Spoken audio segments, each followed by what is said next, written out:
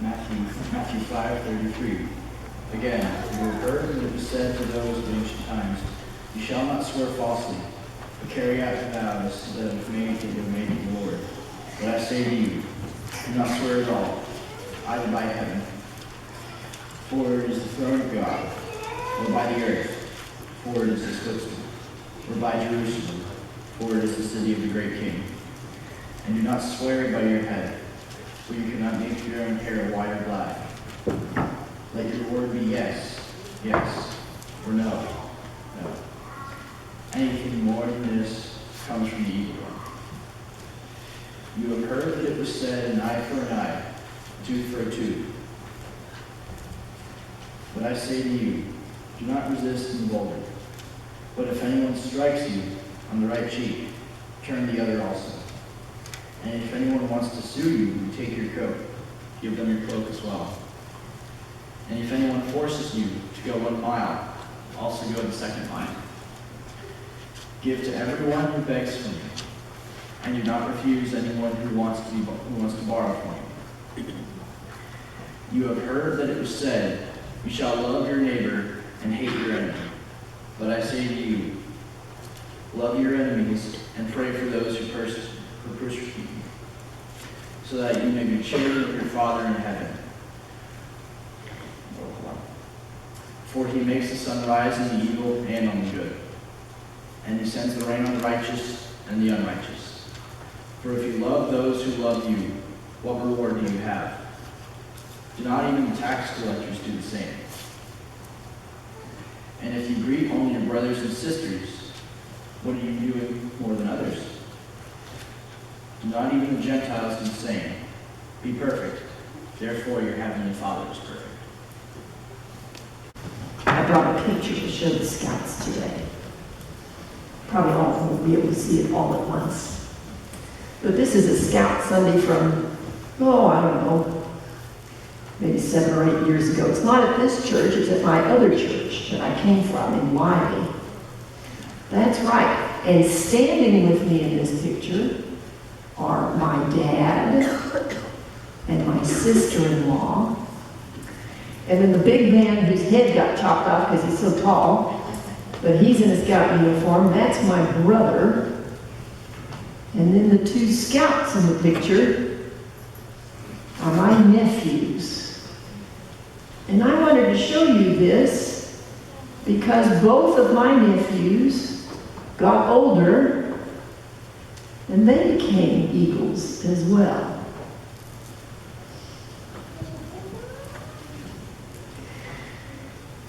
I'll put the picture up here on the table. The rest of you can come look at it when you have a chance after the service. You can admire my nephews. Now, my nephews have grown and got a lot more handsome.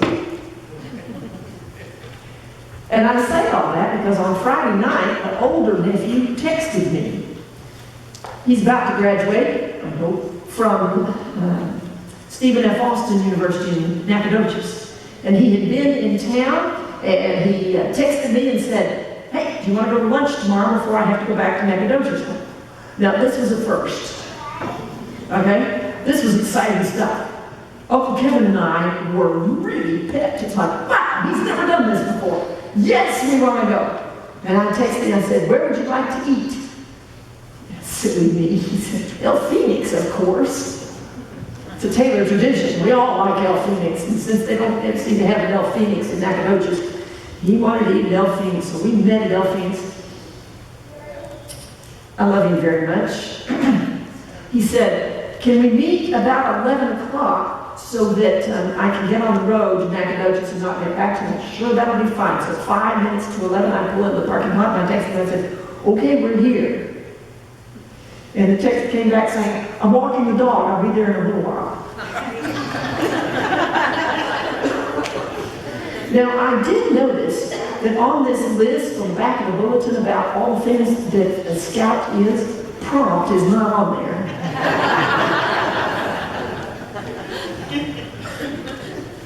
But when we got there, we had a great time. Now, like I said, he's an Eagle Scout. Since this was Scout Sunday, I asked him, I said, can you still remember all those things? And he said, oh, yes. The scout is trustworthy, loyal, helpful, friendly, courteous, kind, obedient, cheerful, thrifty, brave, clean, and reverent. And I asked him, I said, now, is that something that you think about every day? And he thought about it for a minute, and he said, no. He said, I don't think about it every day. I said, did you use it while you were growing up? And he said, well, when I started out, when I was just a cub, it was something we had to memorize. He said, but after a while, every time we said it, I thought about it a little more. Now, I've known my nephew his whole life, and I am here to tell you that there have been days when he was not trustworthy, or loyal, or helpful, or friendly, or courteous, or kind, or obedient, or cheerful, or thrifty, or brave, or clean. And I've been in church with him, and there have been times when he was not reverent.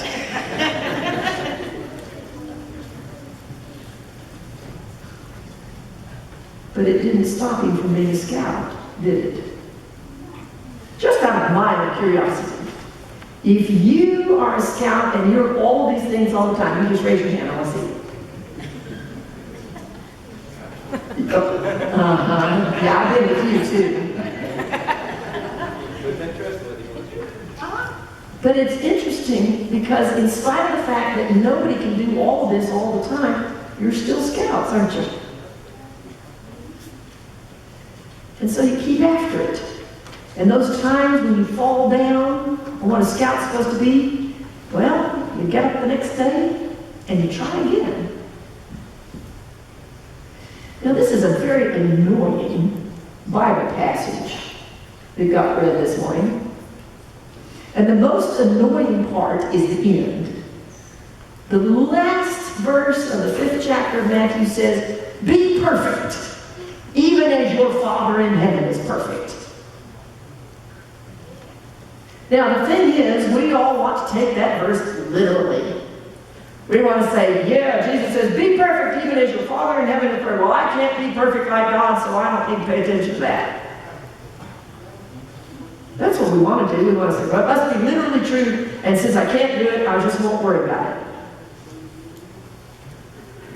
Now, back in Jesus' day, men usually owned 2 pieces of clothing. Okay? They had what was called the coat, and that was like a big old long nightshirt. Went below the knees. There was no underwear in those days. Okay? So you had that, and that's what you wore inside, and outside it was really hot. But you have one other piece of clothing, and it was called the cloak. And sometimes it's something you pulled over your head, or it may have been something that you put your arms in the sleeves and closed it up. But anyway, most people in Jesus' day were poor, and the men only had 2 pieces of clothing. One of them was a coat, and one of them was a cloak. Now, in the reading that we just heard, Jesus says, if somebody sues you for your coat, which is the inside piece, give them your cloak, the outside piece, as well. Now, Jesus is setting up a courtroom scene. There would be a judge, there'd be a jury, there'd be whoever is there. And he says, if somebody sues you for your coat, you give them your cloak as well. If we took that literally true, that would mean that whoever's being sued would have to take off that coat part and the cloak part, hand it to them, and there they'd stand buck naked in court. But you never thought you'd heard the word buck naked from the pulpit, did you? And that would probably get you arrested. So the odds are really good. That's not exactly what Jesus meant. That Jesus didn't want us to strip down in court and give somebody who doesn't have any clothes all of ours. That's not what it means. Now it's interesting because a scout who one day is not loyal or is not friendly is still a scout. And hopefully the pack or the troop will then call them back into line.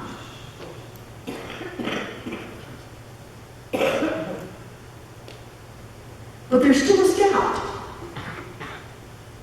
And it's the same way with Christians.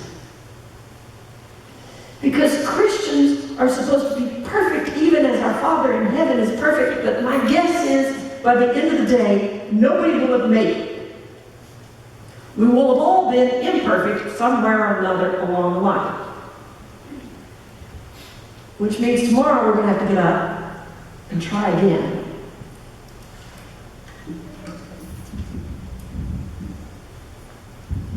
Be perfect, even as your Father in heaven is perfect. Yeah, we would like to take that literally and then just say, no, I don't need to pay attention to that. But we have got to pay attention to these. These are called the hard sayings of Jesus. If somebody strikes you on the right cheek, you turn it off to the left as well. You don't strike back. You've heard it said, love your neighbor and hate your enemies. That's not in the Bible, by the way. It must have been a saying in Jesus' time, because it's not in the Bible.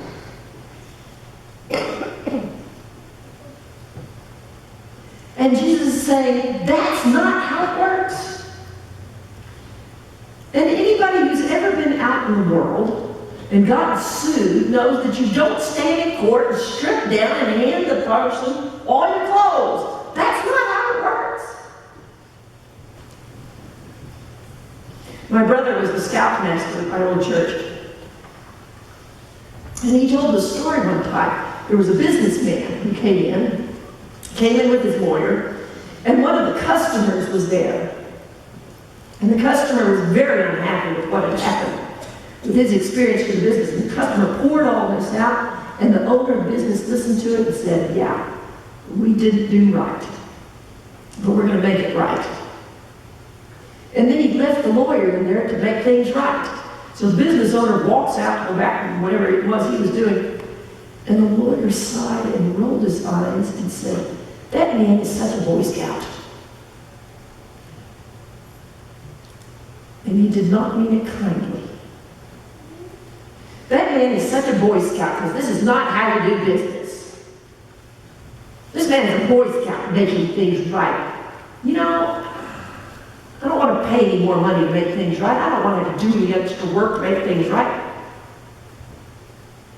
Except the lawyer really was paying him a compliment whether he knew it or not. It turns out that the business owner was an Eagle Scout and knew exactly all the things that a scout is supposed to be.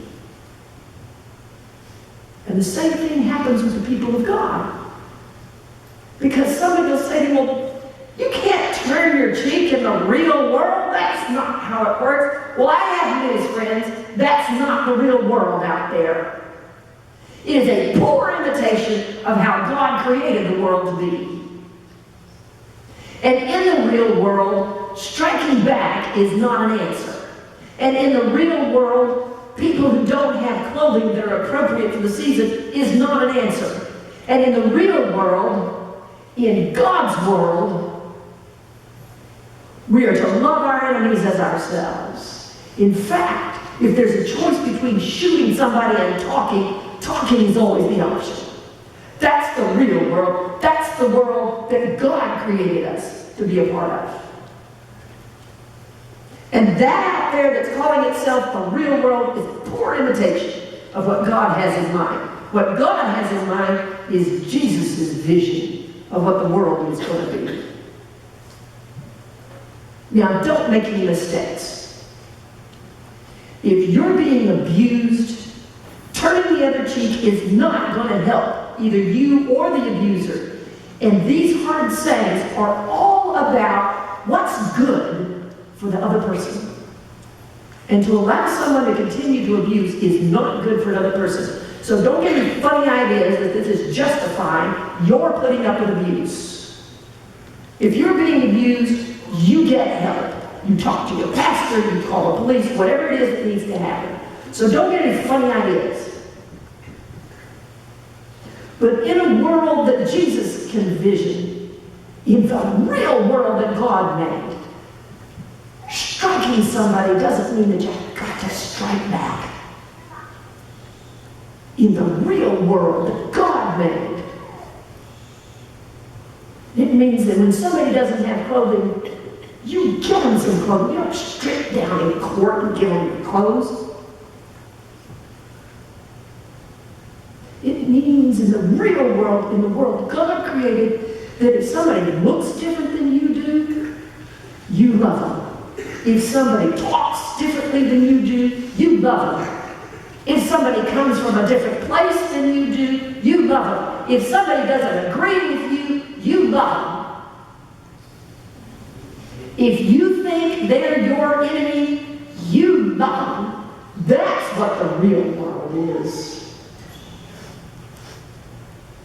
And all that noise that gets made outside these doors, that's a fake imitation of what the real world is.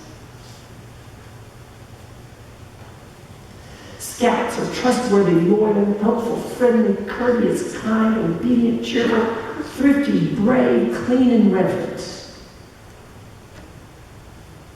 All the time, or at least as much of the time as you can.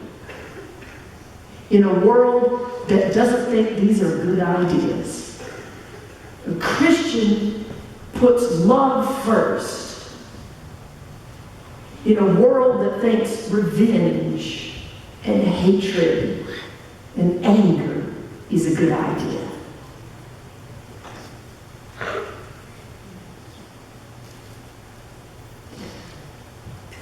Maybe it would help if we looked at the ancient Greek the New Testament's reading. And that last verse, be perfect even as your Father in heaven is perfect.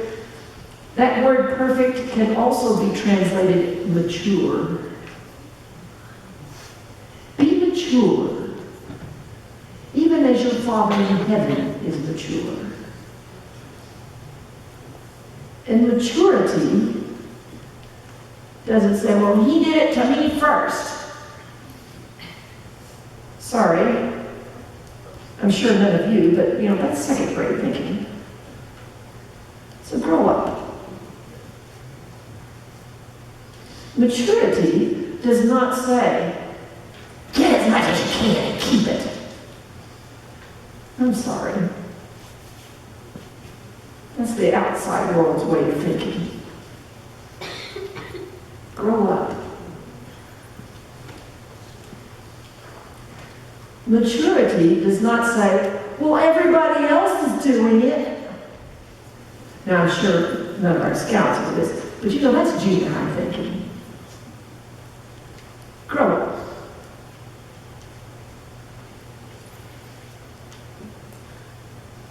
Be trustworthy and loyal and helpful and friendly and courteous and kind. Be obedient and cheerful and thrifty and brave and clean and reverent. Be mature, even as your Father in heaven is mature.